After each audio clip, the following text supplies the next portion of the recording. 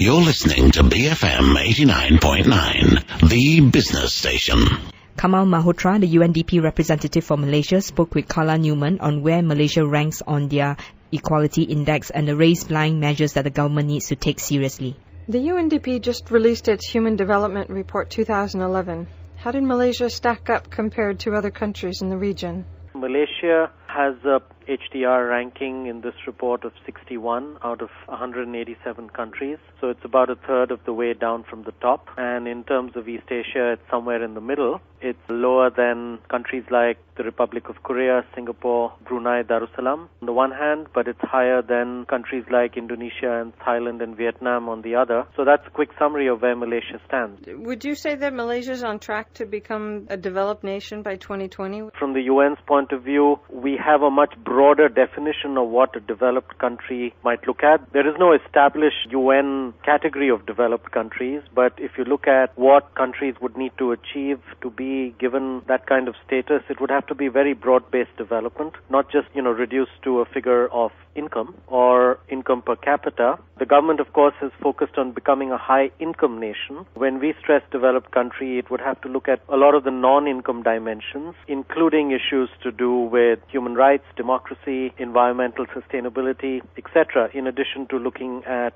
issues to do with income. So there's a much broader range of issues that we would look at. But even if you go back to the income criteria that the government is using to reach a per capita gross national income of about $15,000 by the year 2020, it is a big challenge because of the current global economic and financial climate, because it requires Malaysia to grow at a minimum rate of an average of 6% per year between now and 2020, according to the government. And that is going to be difficult to achieve. So even in the very narrow sense of just income, it is going to be a challenge. Look at the broader definition that I put forward from the UN's perspective. There are many other things that need to be looked at. So do you feel it's easier to address income than inequality? Well, it's obviously easier to address an average income figure, but an average income figure, of course, masks inequalities, because you can have a high average income figure if you've got some very, very rich people, even if a large chunk of the population is way below that average figure. That remains an issue, but yes, it's true to say that it's much easier to achieve a high average figure than it would be to achieve many of the other non-income dimensions, but also a more equitable income figure. Equality's been a lot in the headlines the last 6 months, yet the issue doesn't seem to resonate as much here in Malaysia. There's been no sit-ins or occupations. Why do you think that is? So does that tell you that equality just doesn't resonate with Malaysians? Is it really that important? It is the big issue. I would argue that if you look at the Gini coefficient of Malaysia, it is at the higher end of many Asian countries, and it has remained pretty stubborn over the last few decades.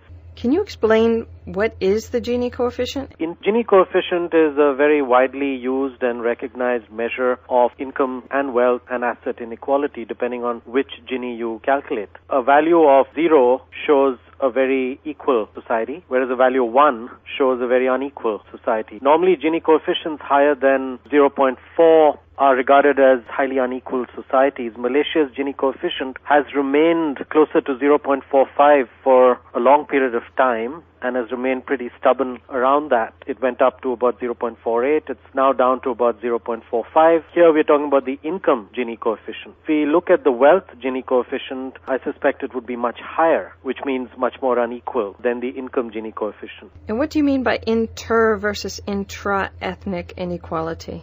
When I talk about intra or inter-ethnic inequalities, we're really talking about, on the one hand, the three major ethnic groups in Malaysia, the Malay, the Chinese, and the Indian, but also within the Bumiputra category, between the Malay Bumiputra and the other Bumiputra, which include the indigenous people, the Orang Asli, and the other indigenous groups in Sabah and Sarawak. And, our recently released report on Malaysia and the Millennium Development Goals provides a lot of data and analysis on both poverty and inequality amongst and between these groups. So when I'm referring to inter-ethnic, I'm talking about between these groups. When I'm talking about intra, I'm talking about within these. Inter-ethnic inequality in Malaysia has reduced over the last 40 years. Intra-ethnic inequality has significantly increased and certainly not reduced. And so overall inequality remains quite stubborn. And I think it's very, very important for the government, and I think it does recognize that this needs to be given much higher priority. And which groups specifically are at the top and the bottom, according to your research, and why? If you look at overall poverty in Malaysia, certainly the indigenous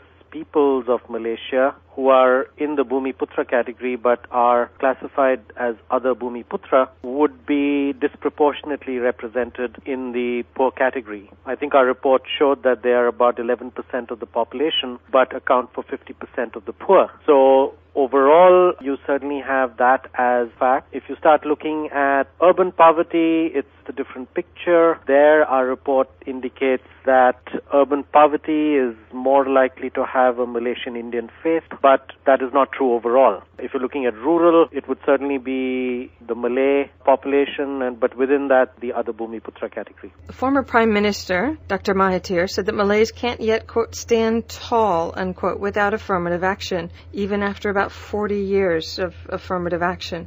So is he addressing inequality or capacity? I guess he's sort of addressing both. My understanding of what he's saying is that, well, there certainly is addressing capacity issues, but he's also indicating that in his view, there's still a lot of catch-up to be done by certain segments of the Malay population. But it's certainly addressing, I think the way he stated it, is also a capacity issue. And what does the UN advise that the government do to reduce inequality? Well, our recommendations have been very clear. While we don't oppose affirmative action, we believe it needs to be need-based, it needs to be ethnically blind, it needs to be transparent. The government itself has used these words more recently. The current Prime Minister has talked about it being need-based, merit-based, transparent, etc. Certainly from the UN's point of view, if you are going to have an affirmative action policy, it has to be ethnically blind. Yet, by your own reports, Malaysia has been slipping in its capacity. How do you explain that? What I would say is that if you go back to the starting point in the 1970s when we started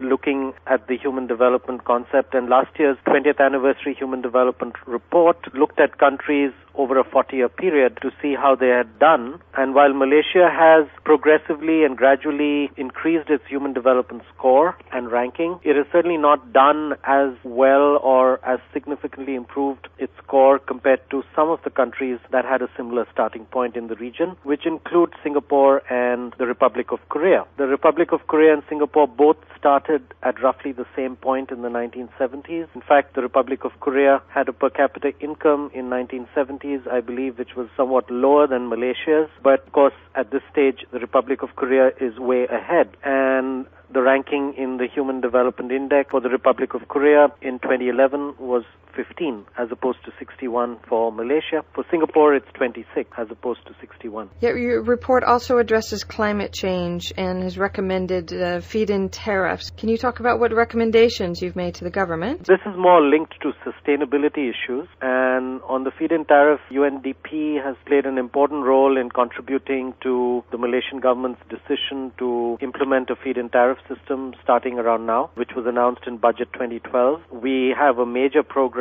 here in Malaysia on climate change issues, but also renewable energy issues, which is what the feed-in tariff is about. We do believe, of course, that in attempts to be more sustainable, a country also needs to become more equitable, and the theme of the 2011 Human Development Report was sustainability and equity, highlighting the fact that the two must go in tandem and can't be seen as separate from each other. So in the efforts to go green or to become more sustainable in an environmental sense, it should not lead to greater inequity and inequality in access to the technologies and to everything that goes with becoming more green and more environmentally conscious. Malaysia has done gradually better on the Human Development Index over the 40-year period. Since 1980, its increase in the HDI has been to the order of about 1% per annum. But I think the big challenge for Malaysia going forward now is that if it wants to increase significantly its ranking and become a developed country, then that pace of increase needs to significantly increase, especially because some of the countries that